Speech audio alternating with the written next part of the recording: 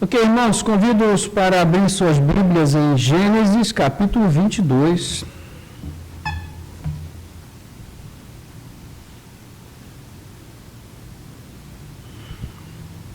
Voltando às origens.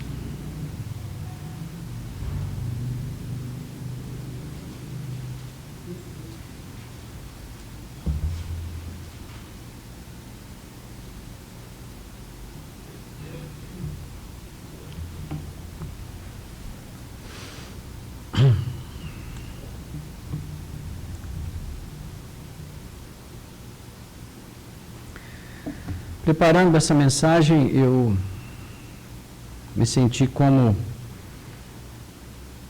o cozinheiro que vai preparar um bolo, mas carrega muito no fermento.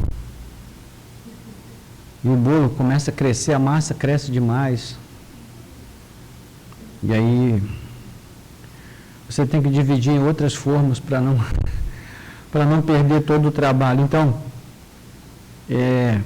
eu quando comecei a meditar nesse texto, tanta coisa surgiu que eu precisei dividir o nosso tempo em 3 partes. Então nós vamos começar hoje, só vamos terminar daqui a 2 domingos, uma pequena série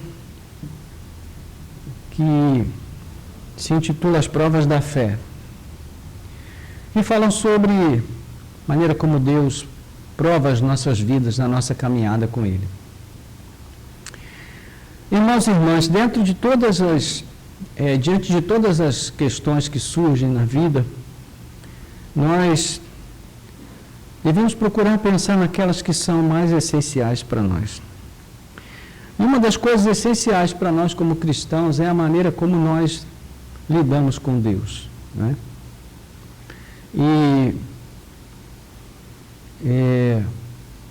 Se nós pensarmos em todas as pessoas que já vieram a este mundo, nós vamos lembrar de muitas pessoas que foram célebres, que foram pessoas importantes no seu tempo, que fizeram coisas importantes, que tiveram um determinado nível de importância e de influência durante a sua passagem por este mundo, mas nenhuma delas jamais poderia se comparar a Cristo. Cristo, quando Ele veio a este mundo, Ele dividiu o mundo antes e depois dele, não é? Não é à toa que é assim que nós lemos a história, antes e depois de Cristo. Jamais haverá alguém como Cristo. A pessoa de Jesus é única por várias razões. E, no entanto, não tem havido limites para as tentativas de reinterpretar a pessoa de Jesus de uma forma que ela seja mais agradável, mais aceitável à mente humana moderna e pós-moderna.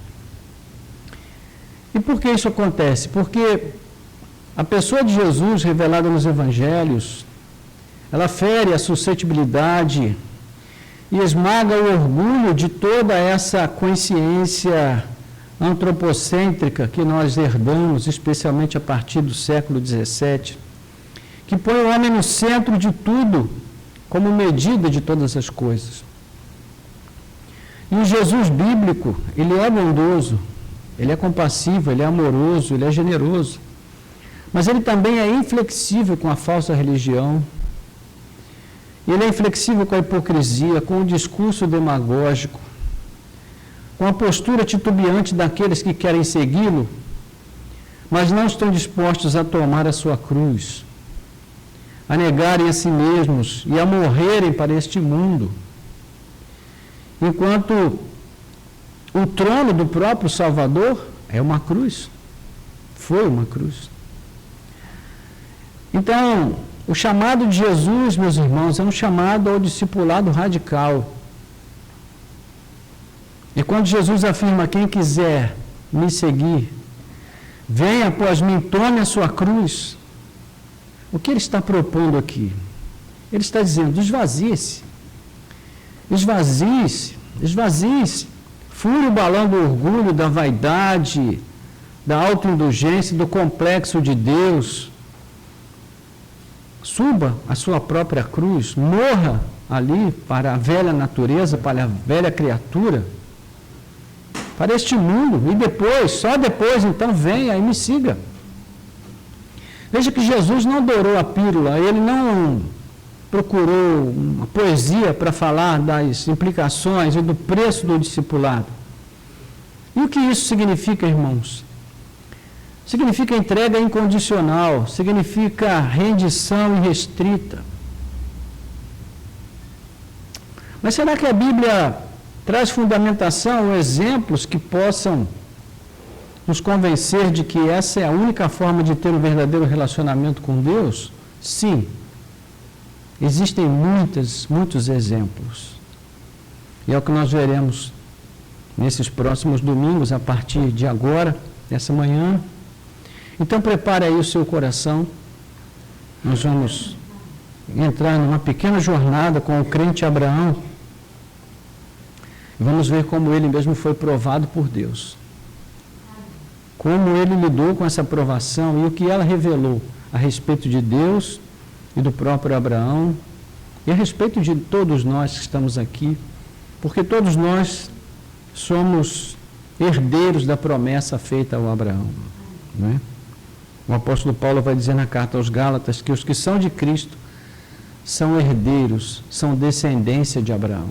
Então, mesmo você não sendo um judeu, mesmo você não tendo nascido na Palestina, mesmo você não tendo sangue israelita nas suas veias, você é filho de Abraão espiritualmente. Mas não diga isso para um muçulmano e nem para um judeu, porque isso pode aborrecer muito o judeu e o muçulmano, ok? Então vamos fazer uma pequena viagem aqui, um pequeno retrocesso aqui na nossa viagem, para a gente poder entender o nosso texto de referência. Eu creio que a maioria que já conhece bem a Bíblia e a história de Abraão, mas é sempre bom a gente recordar algumas coisas que são determinantes para que a gente entenda bem a nossa passagem. Então, lá no capítulo 12 de Gênesis, Deus interrompe ali a narrativa da pré-história, da queda, e começa a tratar do tema da redenção a partir do capítulo 12. E tudo começa com uma escolha que Deus faz. Ele escolhe começar o caminho da redenção da humanidade através de um homem, da escolha de um homem chamado Abraão. Na verdade, Abrão. E esse homem vivia na terra de Harã com seu pai, seus irmãos e suas famílias, mas ele era de Ur, na antiga Caldeia, uma região, naquela época, bastante desenvolvida politicamente, economicamente e militarmente. Era uma metrópole, Ur dos Caldeus. Então, Harã, que era a região onde Abrão vivia, dali o Senhor o chama e manda que ele saia e vá para uma terra que o Senhor ainda vai mostrar.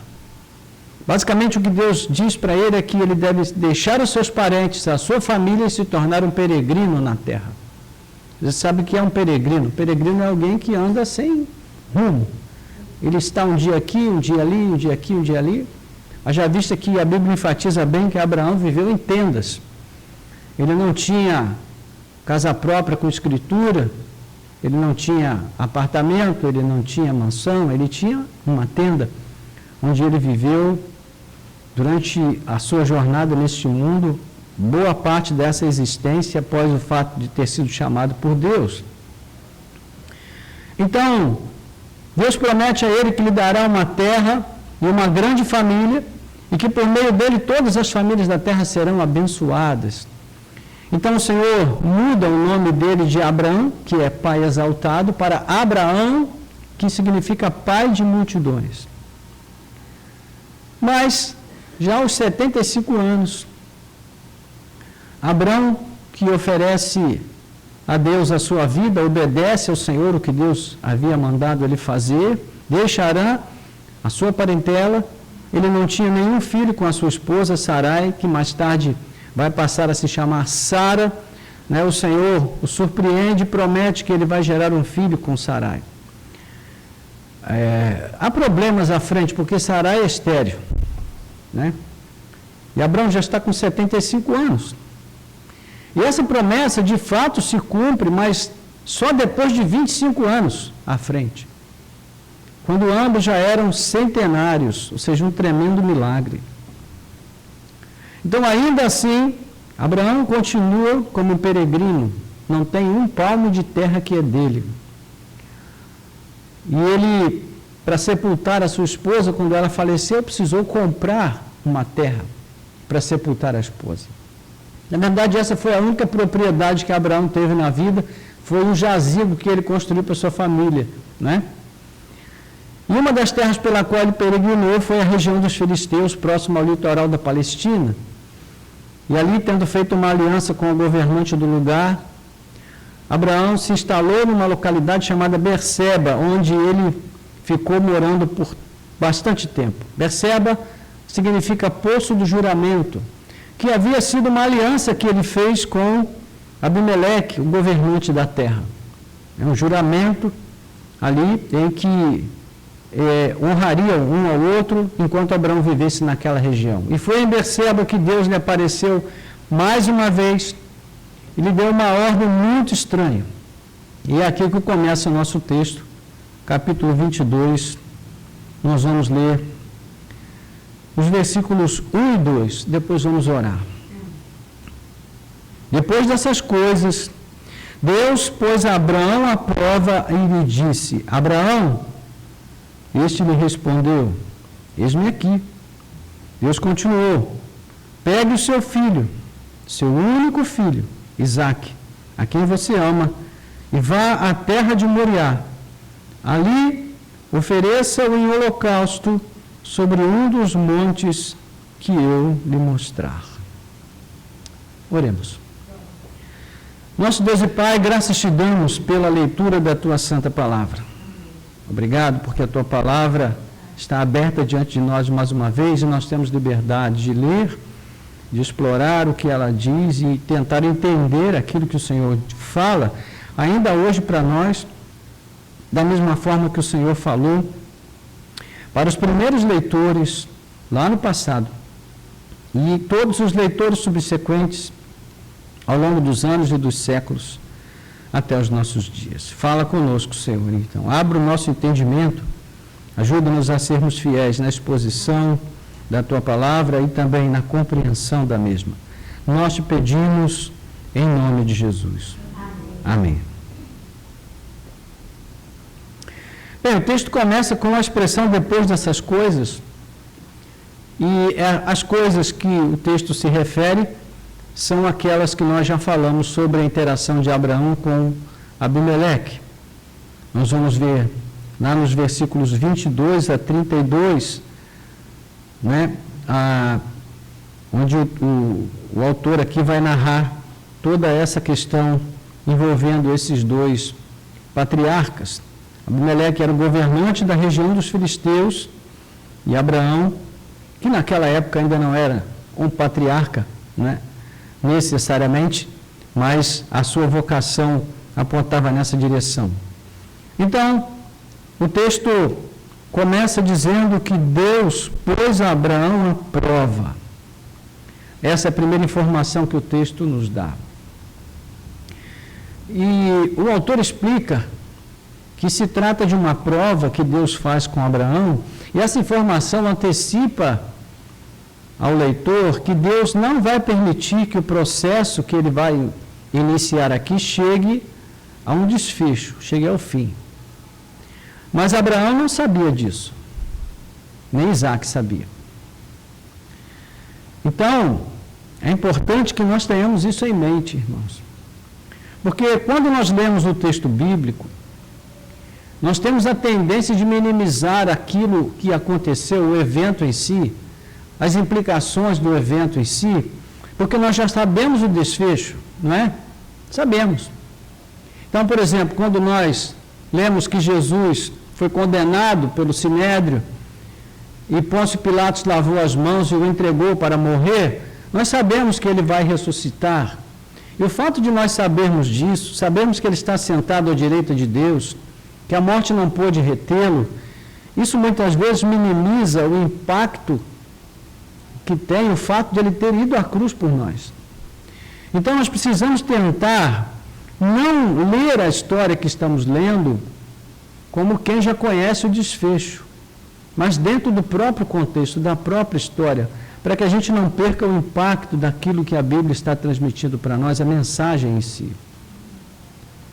Então, Abraão não sabia o que estava acontecendo, e a palavra hebraica usada aqui, que é traduzida pelo verbo provar, ela não significa tentar, não é tentação, mas pôr à prova o caráter de alguém, a dignidade de uma pessoa. Esse é o sentido da palavra. E Abraão aqui vai ser levado a um nível de teste extremo.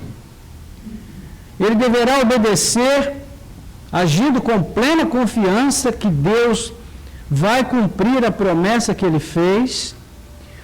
Por outro lado, ele tem que se dispor a fazer algo que vai interromper a promessa que Deus fez. Ou seja, como eu vou confiar que Deus vai cumprir o que ele prometeu, se ele agora está mandando eu fazer algo que vai impossibilitar que a promessa que ele me fez se cumpra?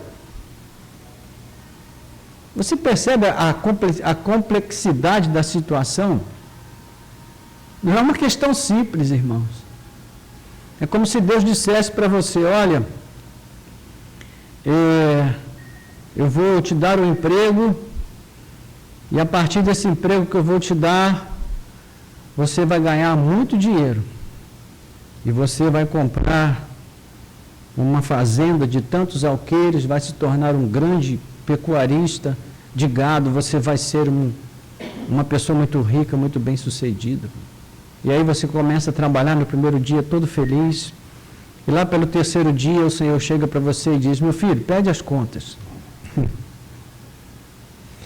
E você pensa na promessa, e pensa, meu Deus, como é que Deus vai cumprir a promessa se Ele está dizendo que é para eu pedir as contas do trabalho, onde eu vou ganhar muito? Ou seja, é uma coisa que não tem lógica, não tem sentido. Mas, irmãos, a questão é justamente essa. Como obedecer a Deus quando Ele nos pede para fazer coisas que, num primeiro momento, não tem sentido para nós? Não tem nenhuma lógica do ponto de vista humano. E Deus pede a gente para fazer esse tipo de coisa? Pediu a Abraão. Então, nas palavras de Bruce Waltke, aqui abre aspas, ele diz, aqui o santo está dividido entre sua fé nas promessas divinas e a ordem para invalidá-las, entre sua afeição pela dádiva de Deus e pela pessoa de Deus. Fecha aspas. Ou seja, Abraão estava entre demonstrar fidelidade a Deus pelo que ele pode fazer em favor de Abraão, né? E também ele está entre a outra opção, que é demonstrar fidelidade a ele pelo que ele é. Amar a Deus pelo que ele faz ou amar a Deus pela sua própria pessoa? Esse é o dilema de Abraão aqui. Porque se ele deseja amar a Deus pelo que Deus prometeu, pelo que Deus está fazendo, pelo fato de Deus ter dado a ele um filho, com todas as impossibilidades decorrentes, se é por isso que ele ama a Deus, então ele não vai obedecer. Mas se ele ama a Deus pelo que Deus é, então ele vai obedecer, custe o que custar. Esse é o dilema humano, irmãos. É o dilema de todos nós, no nosso relacionamento com Deus. Quando o Senhor nos manda fazer coisas, nos pede coisas, ou nos proíbe de fazer algo, e hoje Ele fala claramente para nós através da Sua palavra, Ele não fala através de uma revelação direta, sobrenatural, como no caso de Abraão, mas de uma maneira clara através das Escrituras que nós temos. E ainda assim, mesmo com toda a clareza, existem questões que as Escrituras colocam para nós que são extremamente desafiadoras. E quando nós somos confrontados com essa palavra de Deus, nós nos sentimos perplexos. O que fazer em situações limite como essa de Abraão? Então, o próprio Deus, ele torna ainda mais difícil a decisão de Abraão, pela maneira como ele especifica a sua ordem. Ele diz, toma o teu filho, o teu único filho a quem tu amas, ou seja, Deus, ele é como se ele fosse com uma faca muito pontiaguda, né, enfiando ali vagarosamente no coração de Abraão. Não é aquela coisa de uma vez só, é aos poucos. E um dos aspectos importantes na percepção da grandeza dessa narrativa é justamente o andamento lento que o autor dá, profundamente dramático. Ele vai impondo essa narrativa dramática ao texto em cada detalhe, porque ele quer deixar bem nítido o alto custo envolvido na ordem de Deus. E nós vamos perceber isso em cada detalhe que nós analisarmos aqui nessa narrativa. A menção da terra de Moriá, versículo 2, pegue seu filho, seu único filho, a quem você ama, e vá à terra de Moriá. Então, Moriá tem um sentido incerto aqui, porque se Abraão fosse fazer uma viagem de Berseba à região de Moriá, essa viagem não levaria 3 dias, como o texto vai dizer lá na frente. Seria uma viagem mais rápida. Então, alguns comentadores da Bíblia afirmam que seria melhor entender que o destino seria Jerusalém, porque o nome Moriá tem um peso simbólico muito grande nas Escrituras, sim, né? E seria ali que mais tarde se ergueria o Templo de Salomão e posteriormente o segundo templo, no Monte de Moriá. De qualquer modo, Jerusalém, que se encontra a uns 80 quilômetros de Berseba, se encaixaria melhor com a descrição dos 3 dias de viagem. Então, basicamente é isso. Deus manda que Abraão faça uma viagem de 3 dias, provavelmente a região onde mais tarde seria Jerusalém, para ali então oferecer Isaque em um dos montes que o Senhor mostrar. É claro que existe em nós a tendência de identificar o Monte Moriá, a região de Moriá. Existe em nós aqui a tendência de identificar o monte onde Abraão deveria levar Isaque com o mesmo monte onde o templo foi construído e o monte onde hoje tem uma mesquita, né, no lugar do templo, mas nós não sabemos ao certo se foi o mesmo lugar. O fato é que é muito emblemático que esses elementos estejam reunidos aqui, não é? Agora, o assunto realmente inquietante aqui é a ordem final. Ali ofereça-o em holocausto sobre um dos montes que eu lhe mostrar. Esse é um assunto complexo, irmãos. Tem sido um tema de debates, muitos debates sobre esse texto na maior parte dos estudiosos da Bíblia debatem calorosamente sobre esse texto, há vários pontos de vista diferentes. O grande problema aqui é que nós lemos essas passagens com as lentes de quem já sabe que sacrifícios humanos, especialmente dos filhos, são terminantemente proibidos na lei de Deus que ele entregou a Moisés. Então, por exemplo, se você avançar um pouquinho aí, Levítico 18, 21, vamos ver, Levítico 18, 21.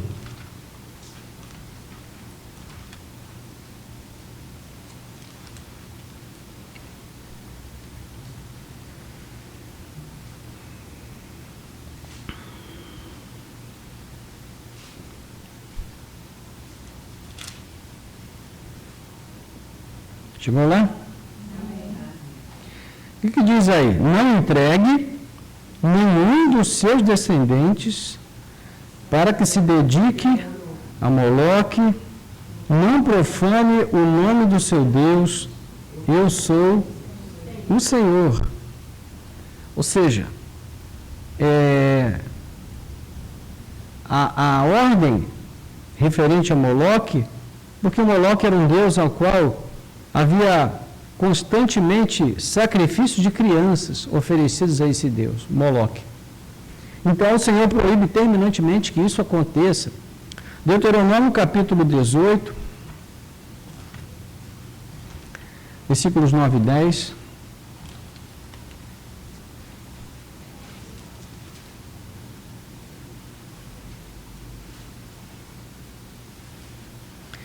quando vocês entrarem na terra que o Senhor seu Deus lhes der, não aprendam os costumes abomináveis daqueles povos. Que não exista entre vocês ninguém que queime o seu filho ou a sua filha em sacrifício. Ou seja, uma proibição clara. Mas o que é que Deus está dizendo para Abraão que ele deve fazer, irmãos? Leve seu filho ao monte, ofereça o sacrifício e queime o seu filho em holocausto. O holocausto era um sacrifício em que o animal deveria ser queimado completamente. E aqui é o que Deus manda Abraão fazer com Isaac. Mas a lei não proíbe? Sim. Mas quando Abraão vive esse momento aqui, já existia a lei de Moisés? Não. Ela só veio mais de 430 anos depois. Então é com essa ótica que a gente precisa tentar fazer a leitura do texto. Abraão não tinha o Levítico, não tinha Deuteronômio, ele não tinha nem o livro de Gênesis. Ele estava ali vivendo em loco, estava vivendo a experiência, né, com Deus em natura, ou seja, ele e Deus vivendo aquele momento ali extremo na sua vida de relação com esse Deus a quem ele ainda estava conhecendo. O ponto é que nós precisamos ler esse texto, então, no seu contexto histórico e cultural específico, não é?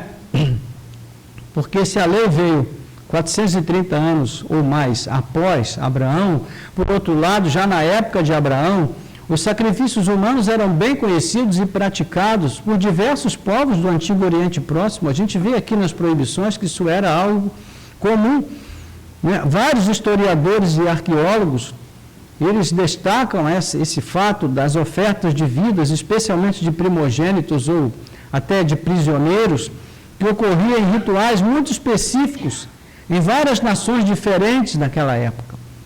Então, a própria cultura originária de Abraão era uma cultura idólatra, e não se descarta que tal prática também existisse em Ur dos Caldeus, já na época em que Abraão vivia por lá. Ok? Então, à luz do contexto histórico e cultural original, não soaria algo tão estranho à ordem que Deus deu a Abraão. Haja visto o fato de Abraão mesmo não demonstrar nenhuma estranheza. Agora, como nós já antecipamos, o autor se encarrega de informar que a ordem fazia parte de um teste. Mas, de novo, Abraão não sabia. E aqui, irmãos, está o cerne da questão. O grande desafio da fé se concentra justamente na própria natureza da nossa relação com Deus. É uma relação que a gente poderia chamar de ontologicamente desproporcional. Ontológico significa o ser, tem a ver com o ser. Né? Ontologia fala do nosso ser. O ser de Deus e o nosso ser são muito diferentes. Há um enorme abismo entre o tipo de pessoa que Deus é e aquilo que nós somos, irmãos. Então, por essa razão, esse momento da narrativa, aqui Deus tem um plano em curso, Ele sabe exatamente o que está acontecendo, onde tudo vai chegar, mas o que Abraão tem? Ele só tem um dilema. Ele tem que fazer uma escolha, porque Deus fez um pedido a ele, deu uma ordem a ele. E é uma terrível escolha a fazer. E é com isso que nós vamos ficar por hoje, só com a escolha, com o dilema de Abraão. A pergunta é, como você agiria diante de uma situação como essa? O que você faria?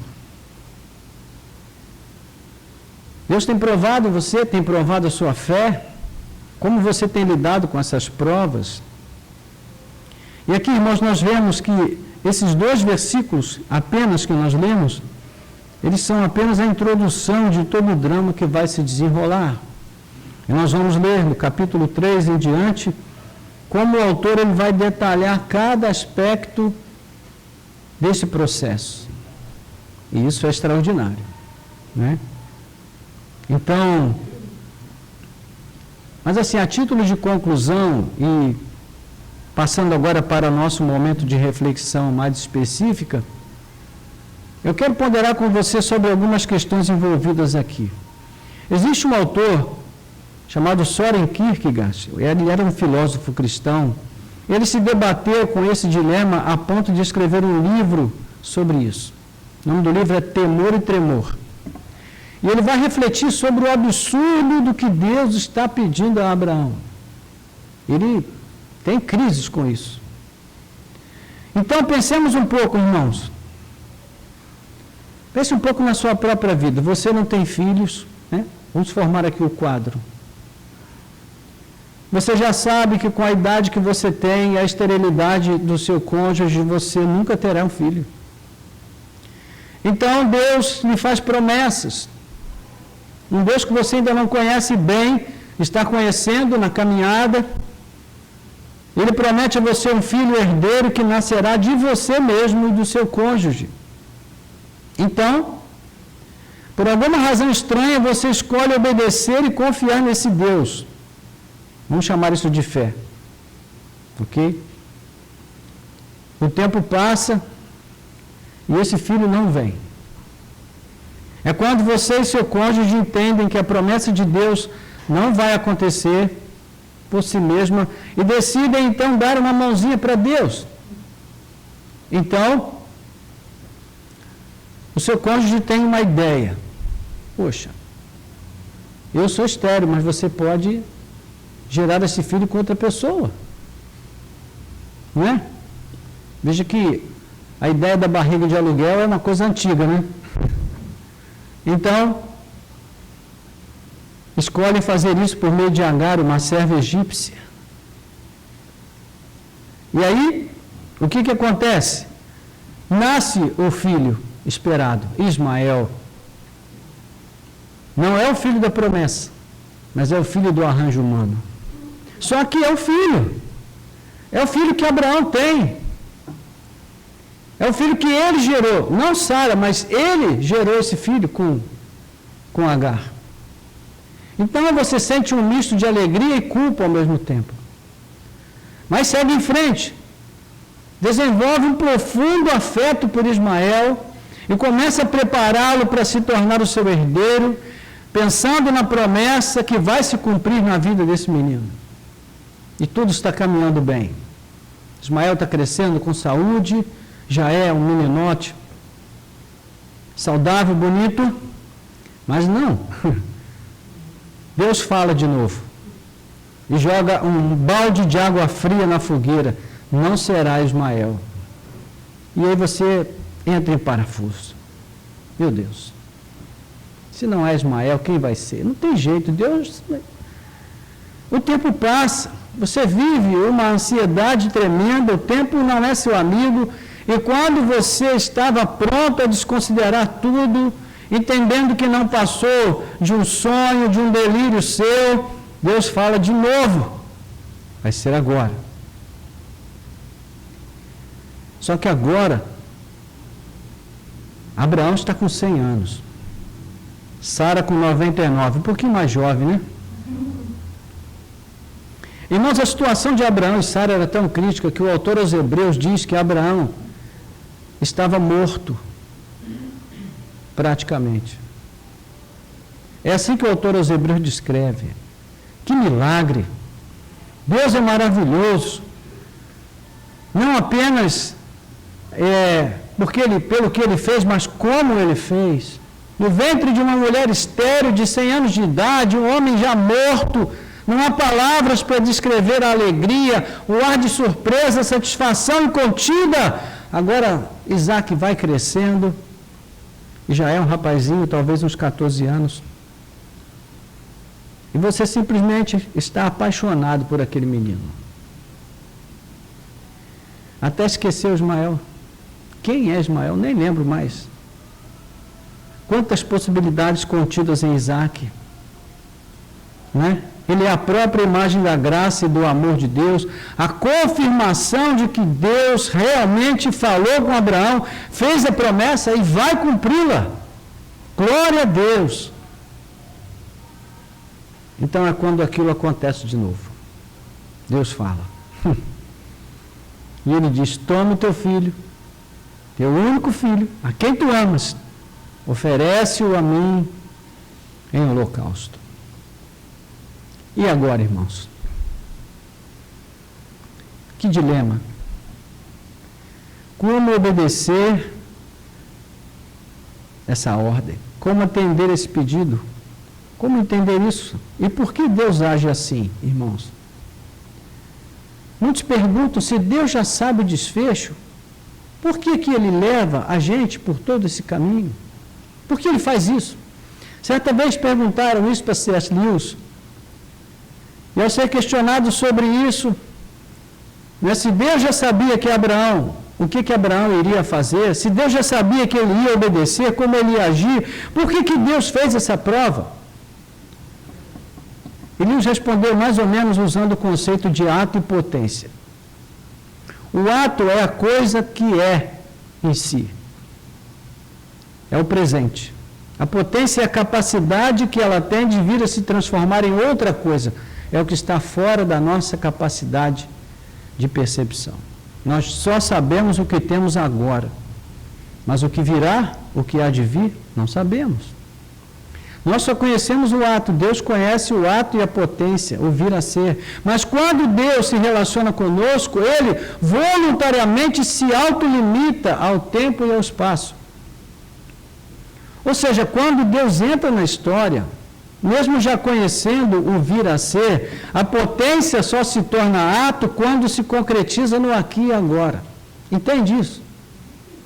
É difícil, mas a gente pode usar exemplos. Por exemplo, Pedro fala que o Cordeiro de Deus foi sacrificado desde antes da fundação do mundo. Isso era potência, mas não era o ato. O ato só se torna ato quando Jesus encarna e entra no mundo. Ou seja, se a ideia de oferecer o seu filho em sacrifício permanecesse na mente de Deus, ainda que ela fosse na mente de Deus algo real, nunca seria concreto.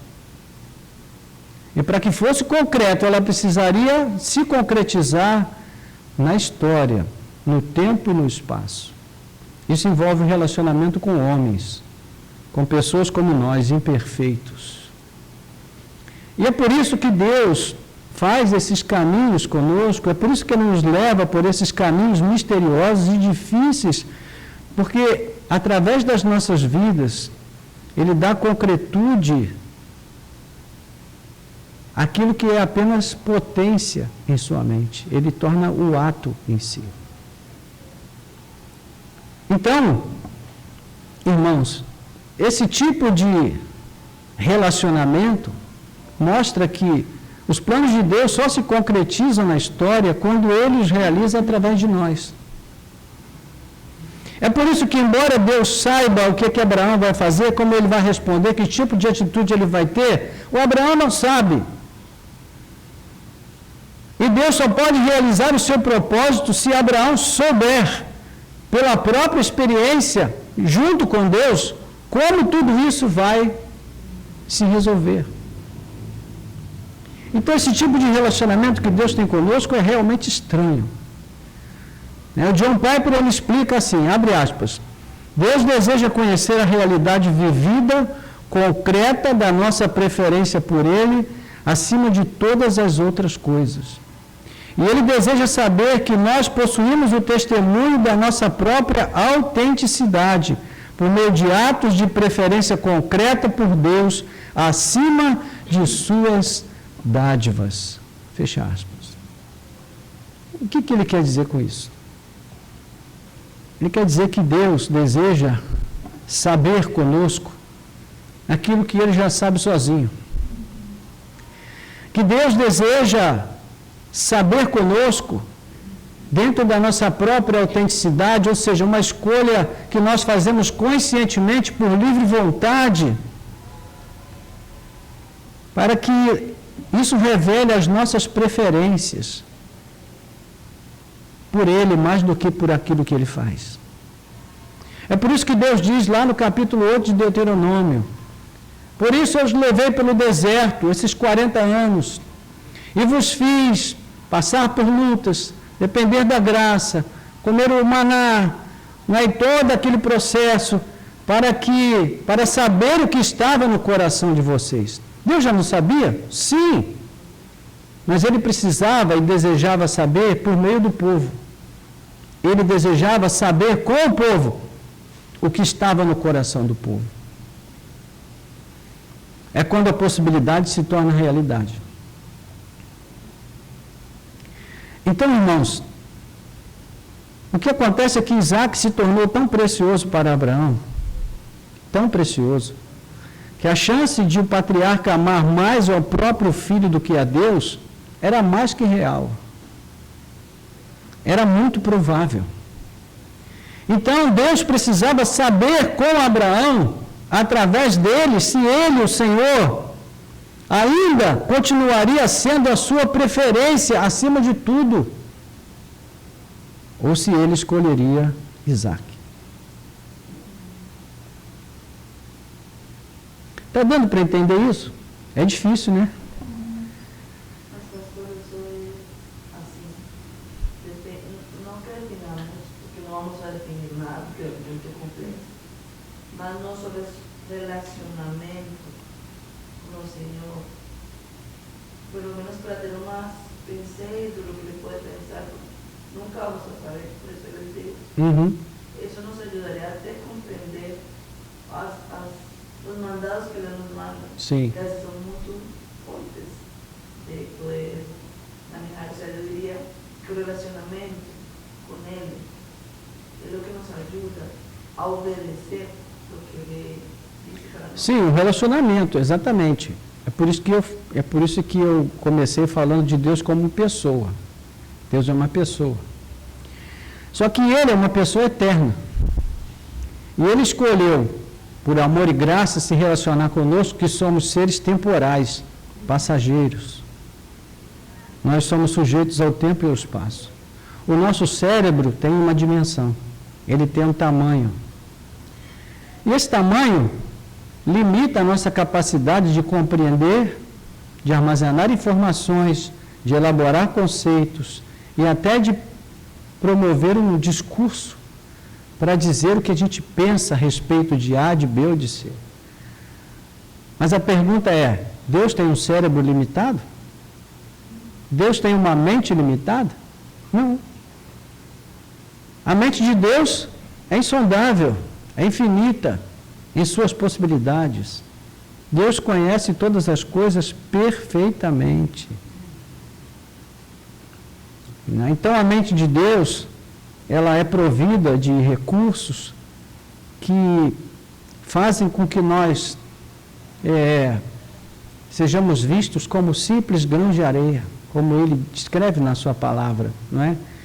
Então, a gente às vezes pensa em Deus como onisciente, onipresente e onipotente, mas a gente esquece que essa onisciência, ela é também um conhecimento perfeito de tudo o que acontece na nossa vida. Porque a gente, quando pensa em onisciência, a gente pensa num Deus que sabe de tudo o que acontece no universo, as galáxias, as estrelas, os astros de um modo geral, o funcionamento dos planetas e tudo mais. Sim!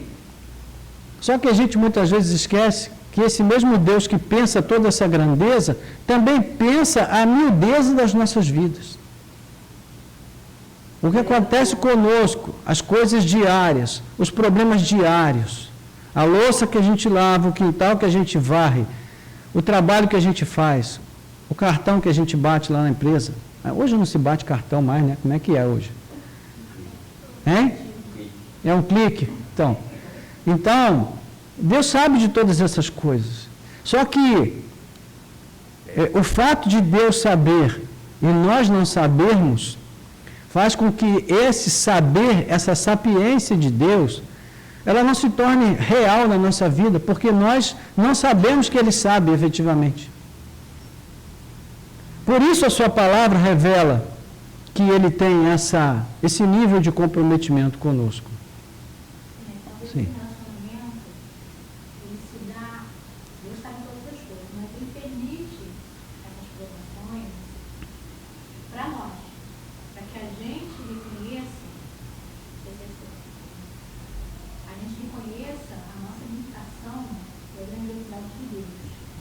Porque às vezes a gente está passando por um momento que a gente Uhum. O que ele tem? Qual o propósito dele? E cabe a nós passarmos por esse processo, ainda que a gente não entenda, em submissão à vontade e à direção de Deus, entendendo que ele tem esse propósito final. E agora o processo é difícil, porque a gente, como você falou, a gente não entende. Deus sabe todas as coisas. Sim. Né? É por isso que a gente precisa, daquela coisa estranha que Abraão sentia, mas não sabia explicar. Nós sabemos Eu até tenho que é a fé. uma experiência pessoal que quando eu tive meus 3 filhos muito novos, e foi uma coisa assim que não foi programada, digamos assim, eu me perguntava por quê. Se Deus sabia que eu não queria ter tantos filhos, mas Deus permitiu os filhos. Um exemplo bem simples, tá, irmão?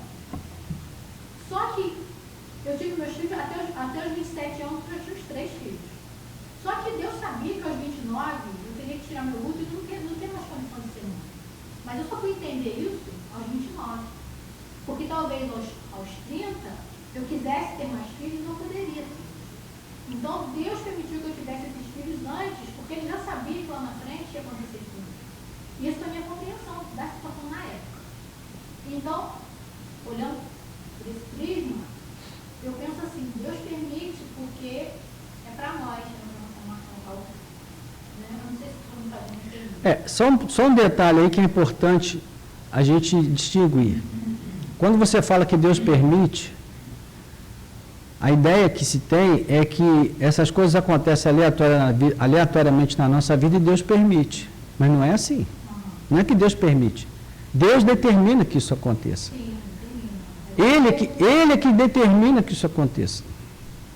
Porque quando a gente usa a linguagem Deus permitiu isso, nós estamos tentando encontrar uma forma de deixar que Deus seja soberano, mas ainda conservando uma certa autonomia nossa no processo. Deus permitiu, mas aconteceu por outras causas. Né? Então, assim, quando é algo bom, a gente diz Deus fez. E quando é algo ruim, a gente diz Deus permitiu. Por quê? Porque para nós, Deus só vai fazer na nossa vida aquilo que aos nossos olhos, naquele momento, vai ser um bem. Vai ser algo bom, prazeroso. Mas, meus irmãos, Deus é soberano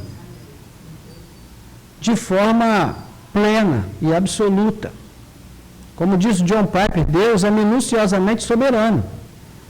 Então, Ele é soberano sobre tudo que acontece conosco, seja o bem, seja o mal. O fato de entregar o seu filho precioso, que Ele não pediu, mas Deus deu, a quem Ele se apegou e amou tanto, Deus mesmo dá o testemunho, o teu filho, teu único filho, a quem tu amas.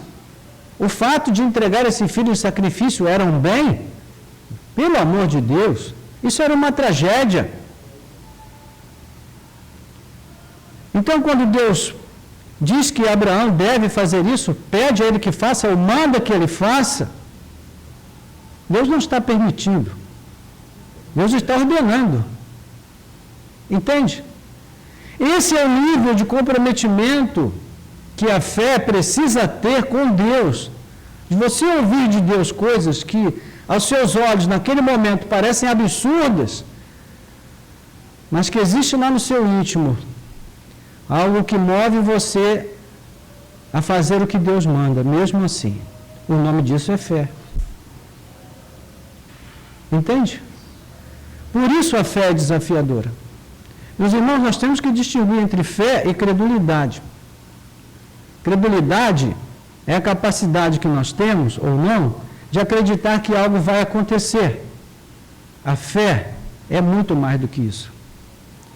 A fé é o canal de relacionamento que nós temos com Deus. A fé é algo sobrenatural, é um dom. Deus é que concede a fé.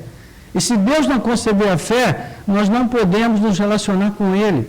Ainda que a gente tenha credulidade suficiente para esperar que A, B ou C aconteça nas nossas vidas, porque nós somos crédulos. Nós não precisamos de fé para ter credulidade. Nós precisamos de fé para ter um relacionamento com Deus. Um relacionamento real, verdadeiro.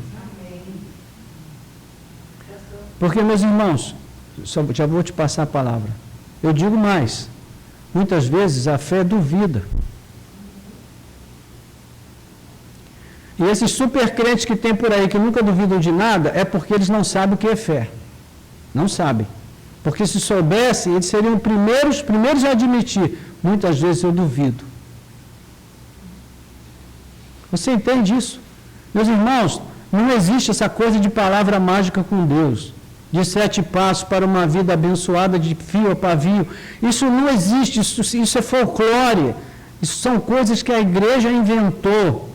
A igreja pós-moderna, especialmente. Isso é cultura evangélica pop, da vitória, da prosperidade, de um Deus que sempre vai conduzir a nossa vida com coisas boas e agradáveis o tempo todo. Mas a história de Abraão nos ensina outra coisa. Ela nos ensina que Deus é fiel para cumprir todas as suas promessas. Que Ele, por misericórdia, nos inseriu nessas promessas. Não precisava fazer isso, Ele não tinha nenhum motivo para fazer, mas Ele fez porque Ele nos amou, porque Ele é misericordioso e bom. Mas nós precisamos ter noção do nosso senso, precisamos ter um senso de dívida para com Deus, do quanto nós somos devedores a Ele. Hoje a coisa se inverteu, a igreja quer ensinar para a gente que Deus nos deve alguma coisa. Mas é o contrário, irmãos, nós é que devemos tudo a Deus. Tudo devemos a Deus. Cada instante que nós conseguimos praticar o simples exercício de respirar, é um milagre que Deus repete. E se em algum momento Ele disser acabou, acabou. Você pode ter 3, 30, 300 anos, você vai embora. Porque é Ele que determina o princípio e o fim de todas as coisas. Então cabe a nós, humildemente, olhar para esse texto e aprender com o crente Abraão. É por isso que se diz que Abraão é o pai da fé. Porque ele foi o primeiro a andar no caminho da fé com Deus. E veja, não é só Abraão que está sendo posto à prova aqui. Deus também está. Porque nesse processo, tudo aquilo que Deus prometeu a Abraão está em jogo. E se Abraão fracassasse, Deus também fracassaria. Já parou para pensar nisso?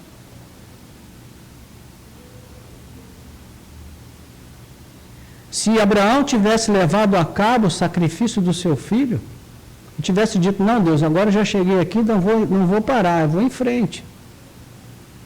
Ou se Abraão simplesmente tivesse desistido e tivesse dito, Deus, não posso fazer isso, não posso te entregar Isaac, Deus teria que começar de novo. Então não é só Abraão que está sendo provado, Deus também está sendo provado. É isso que eu acho fascinante nesse Deus. É que Ele, meus irmãos, Ele nos manda entrar na máquina de lavar e entra com a gente. Ele não fica do lado de fora olhando a gente pelo vidro. Ele entra com a gente ali. E Ele sai com a gente do outro lado. Então, esse Deus comprometido, pessoal, esse é o nosso Deus. E cabe a nós aprender com essas experiências que a Bíblia traz. Sim, primeiro aqui é a Jenny, Cláudio, depois eu te passo. Sim, Jenny. Eu ia falar que não sei se inclui não só o relacionamento, sino a obediência, o temor pelo que o Senhor manda, porque são coisas que não entendemos, Sim. mas que devemos fazer para honrá-lo a Ele. Exatamente. Está falando agora, porque já conhecemos o que passou. Sim. Já? E é justamente o temor que vai ser o resultado de toda essa caminhada. O testemunho do temor é que vai ficar realçado aqui. E é esse temor que a gente precisa recuperar. Porque a igreja perdeu esse temor. Deus hoje é um serviçal da igreja. Ele existe para atender os nossos caprichos e os nossos desejos. Mas a gente tem que voltar à realidade, irmão. Botar o nosso pezinho no chão, o nosso rosto no pó e reconhecer quem nós somos e quem é Deus. Nesse processo, nesse relacionamento que nós temos com Ele. Sim, Cláudia.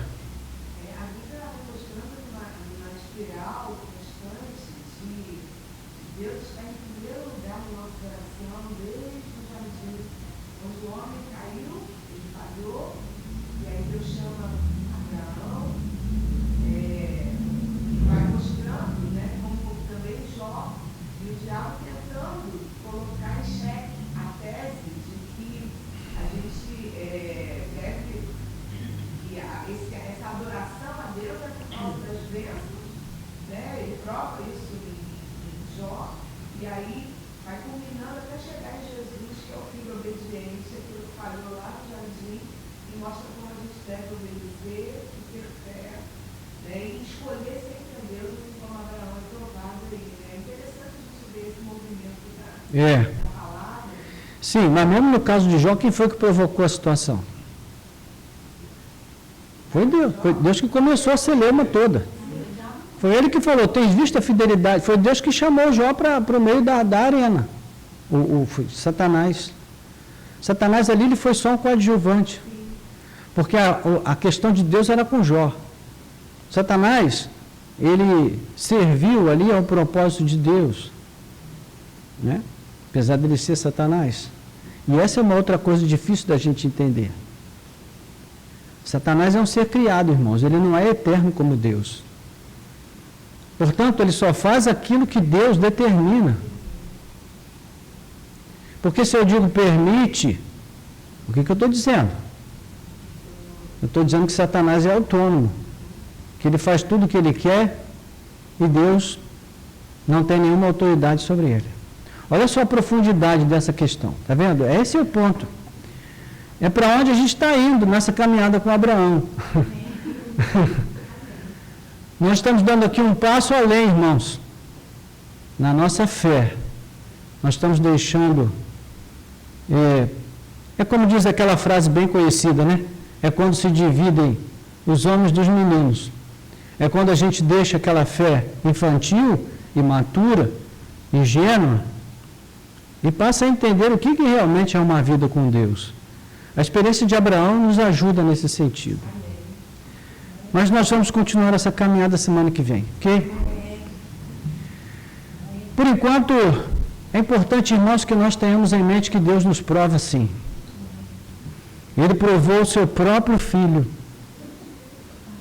Ele o levou ao deserto para ser tentado por quem? Por Satanás. O texto é bem claro. Jesus foi levado pelo Espírito Santo ao deserto. Aí para a gente hoje, a gente só quer que o Espírito Santo nos leve para a Disney. A nossa realidade hoje chegou a esse ponto, né? Mas, meus irmãos, na Disney ninguém aprende nada. No deserto, sim. Então, quando Jesus foi levado ao deserto, ali ele foi provado. Depois, no Getsemane, de novo, ele foi provado. E ele foi aprovado.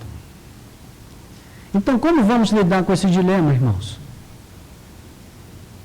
O grande ponto aqui é: o que fazemos quando Deus nos pede aquilo que mais amamos?